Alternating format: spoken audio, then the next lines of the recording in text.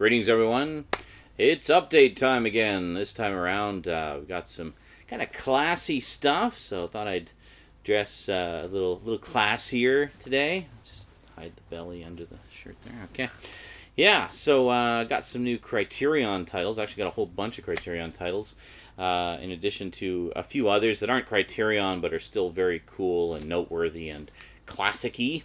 Yeah, so let's take a look today on the Multimedia Chronicles.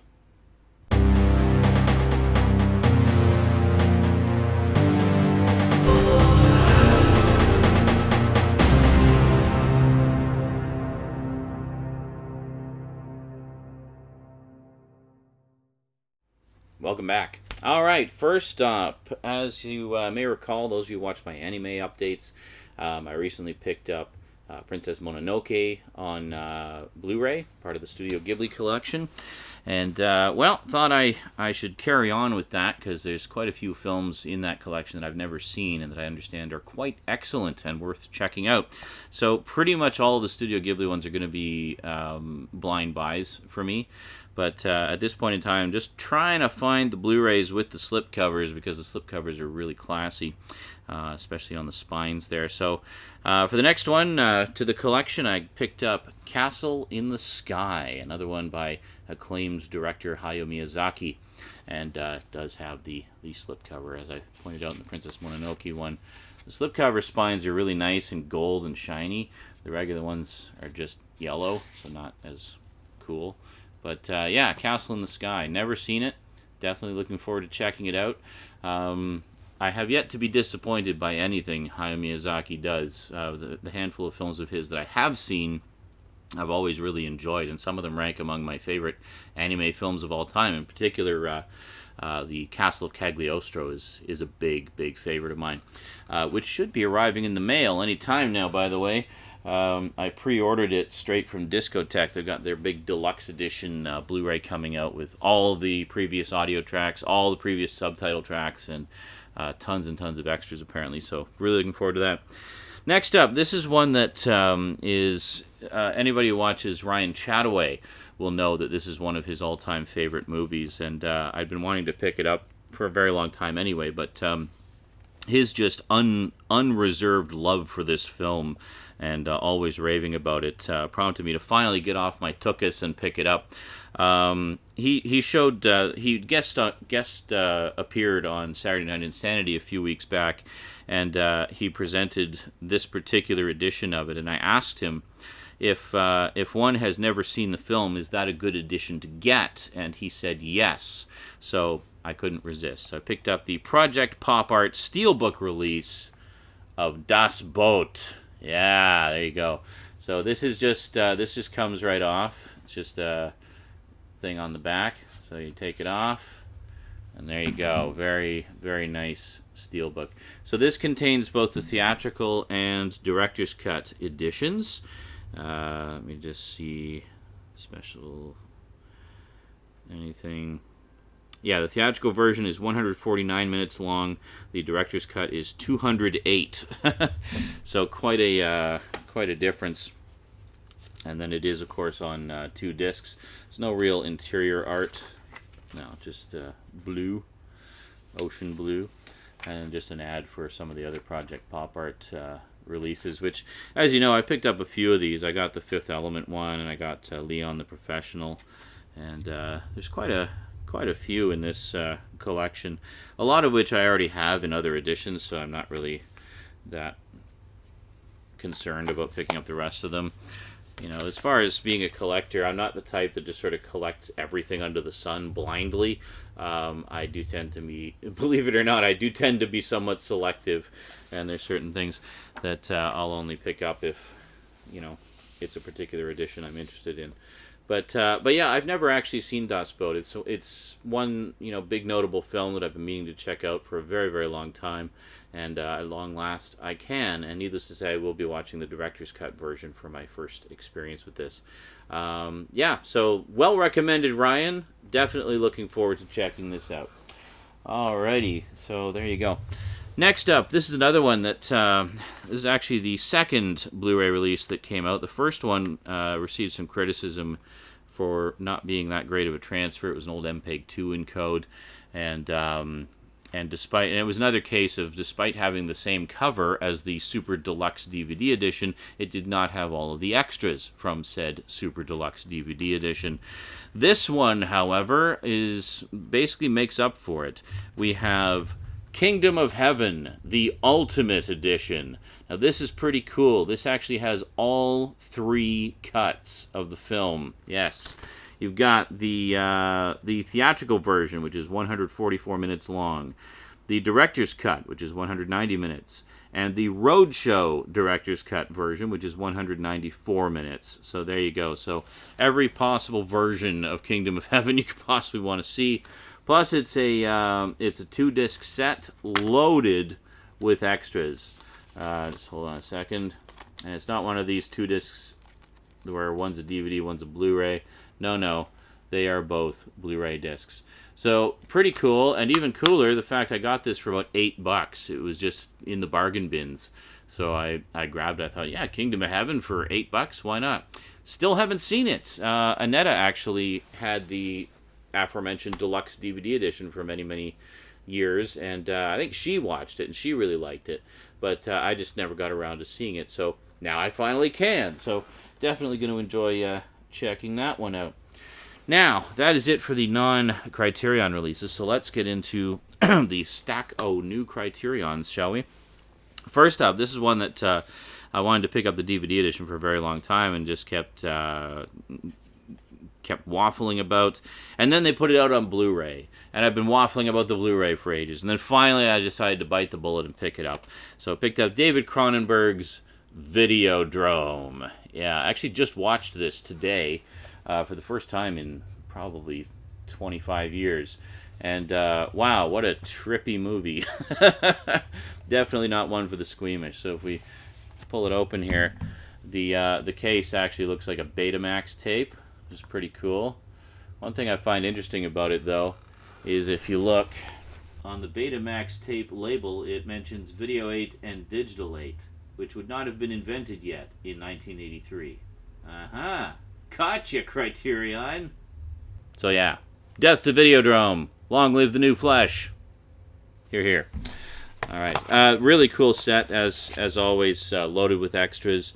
You've got, I'll just crack it open actually, you've got, of course, the obligatory book with it, with very lengthy essay and stuff like that. So maybe I'll do some individual closer looks at the various Criterion releases, and we'll take an in-depth look at them sometime. But quite a lot of extras on here. One of the cool things I thought, or one of the particularly cool extras to me, was that they have all of the Videodrome videos, like the various shows that the main character is watching, as extras. So you can actually see the full uncut versions of those videos that they shot for the film, and see them in their entirety, which is pretty cool. And there's commentary on them as well. So yeah, so Videodrome. If you're a David Cronenberg fan, or just want something really freaky and weird and not for the squeamish, definitely check that out. It's one of his, I think it's one of his best movies. Next up, this is another one that I was waffling about for a long time. Meant to pick up the DVD release. There was 2 DVD releases in the Criterion collection. There was a non-anamorphic one, and then a re-release version with anamorphic widescreen video. I've only ever seen the theatrical version of this, and honestly, it was so long ago I barely remember it. So I've been really curious about picking this up and seeing the director's intended version, with edited the way he wanted it, and the length he wanted it, with the ending he wanted. Great stuff. We have Terry Gilliam's modern classic, Brazil. Yes, very much. Very Orwellian vibe to this, Big Brother's watching type of society, like a very dystopian, oppressive society that takes place in. But anyway, really cool stuff. Can't wait to check this out. But this has both cuts of the film. It's got the so-called Love Conquers All studio-imposed happy ending version, and it also has the original untampered with cut that is Terry Gilliam's preferred and intended cut, and then of course a book of all kinds of info there. It also contains a rather lengthy documentary about all the things that, all the turmoil with the production. The Battle of Brazil, that's what it is. Yeah, basically a documentary about the film's contentious release, hosted by Jack Matthews and based on his book of the same name. Yeah, so basically all about the studio insisting on changes being made. I mean, this is a classic example of studio interference compromising the artistic vision of the director. Well, this Criterion edition presents that vision fully intact. So rest assured, you can check out both sides of the story and decide for yourself which one you prefer. And if you prefer anything but the intended version, well, there's just something wrong with you. Real life is not happy endings, okay? Real life is not full of happy endings. Not to say there aren't any happy endings, but there's a lot of not happy endings. Next up, I used to have this on DVD. I first checked this out around the time that I was watching Twin Peaks, and wanted to check out some of David Lynch's earlier work. We actually have his very first feature film, Eraserhead. Yes, a lovely Criterion edition. I had the DVD version of this, which is essentially just a bare bones DVD, but this is the very, very nice Criterion edition. Quite a thick book with it. It's got some serious heft to it. Very cool. And sorry if we just kind of spin this around a bit here. Get there. And there you go. So it's basically Digibook in a case. If you're wondering what that is on the artwork there, it's a bed. Yeah, but this is, I mean, it very much has the, a distinct art film vibe to it. But I'd say as far as art films go, this is one of the more accessible ones you're likely to find. It's disturbing, it's twisted, it's got, kooky, strange, eccentric characters, as most of David Lynch's stuff does, and just some of the most disturbing imagery. Not disturbing in that it's hard to describe, but it's not so much disturbing in that it's gory or graphic. It's more disturbing on a psychological level. I mean, David Lynch just has this ability to just get right under your skin and bother you in ways that you don't fully understand. And this is certainly no exception to that. There's some very disturbing stuff. In fact, the last few minutes of the movie, the first time I saw it, actually made me feel physically ill. I was so disturbed and upset by it. Now, that is some powerful cinema right there, folks. Yeah, but as I say, it's not that it's gory or whatnot. It's just something that certain aspects of it just really are really bothersome. But yeah, I definitely recommend Eraserhead if you're looking for something a little twisted and a little different. And if you're a fan of David Lynch's other work. Next up, I've talked about this film before, one of my favorite so-called classy horror films. I've done numerous videos on the subject of classy horror films before.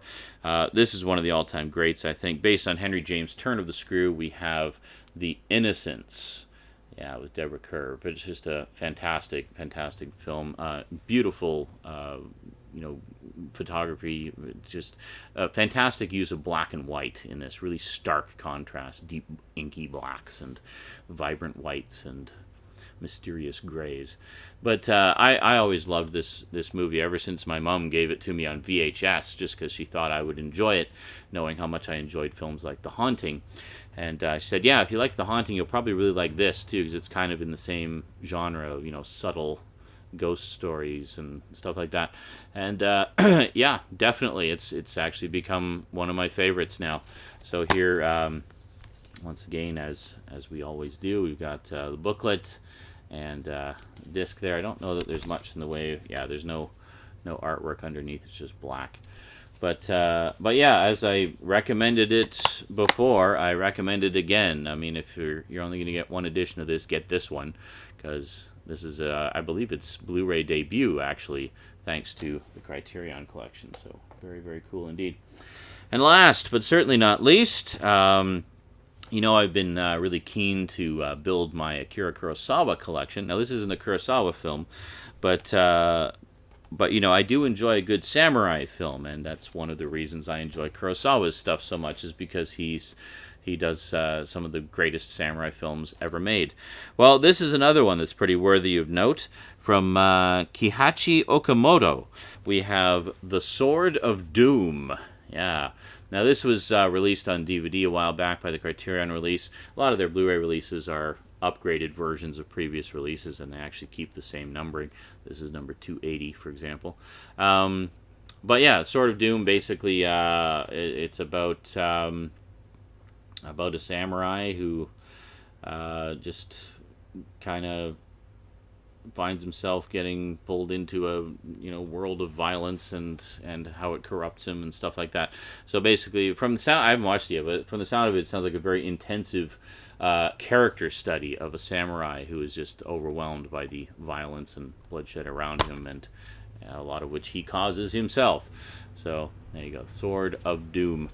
But this one was actually recommended to me by Skinslip a while back, and I had forgotten that he'd recommended it to me, because he's recommended a lot of movies to me over the years. But, yeah, so I just kind of picked this up on a blind buy, just on a whim, over at HMV. I believe this also has Toshiro Mifune in it, doesn't it? Toshiro Mifune, yeah. It has Tatsuya Nakadai and Toshiro Mifune. Toshiro Mifune, of course, is in a lot of Kurosawa's samurai films, so if you're a fan of Kurosawa, you will be familiar with him. And he's a wonderful actor. He can play quite a range of characters, and you see that even just in the Kurosawa films. He's plays a whole spectrum of characters. But yeah, so definitely looking forward to checking this one out as yet another addition to the classic samurai films collection. Alrighty. So there you go. So pretty good additions to ye old collection. Certainly not the least expensive. You won't find these in the bargain bins that often. I know in the States they often have Criterion sales at Barnes & Noble, but sadly we don't have Barnes & Noble here, so we don't get that. So, sucks to be us, I guess. But yeah, so these are basically around, the $25 to $35 range, which is why I don't buy them that often. I just kind of buy them when, money's good, not too tight, and then I can just kind of splurge a little bit. And I didn't buy these all at once either. This is actually over the course of the past month and a half. I'll get like one a paycheck, something like that. One or two a paycheck. But yeah, good stuff. Definitely some classy entertainment to add to the collection. Alrighty, that is it from me to you for now. So until next time, thanks for watching, and sayonara. Just before we go, I'd like to take a moment to thank all my Patreon sponsors. Thank you, especially Kyle Pellegrini, who is my current highest level sponsor. I definitely appreciate your support, and everyone else who's come out to become a sponsor of the channel. Yeah, if you'd like to join in, please head on over to the Patreon page and contribute. I mean, no amount is too big, no amount is too small, and it all goes right into the show here, so I can provide you with even more cool stuff to enjoy. Alrighty, see you next time.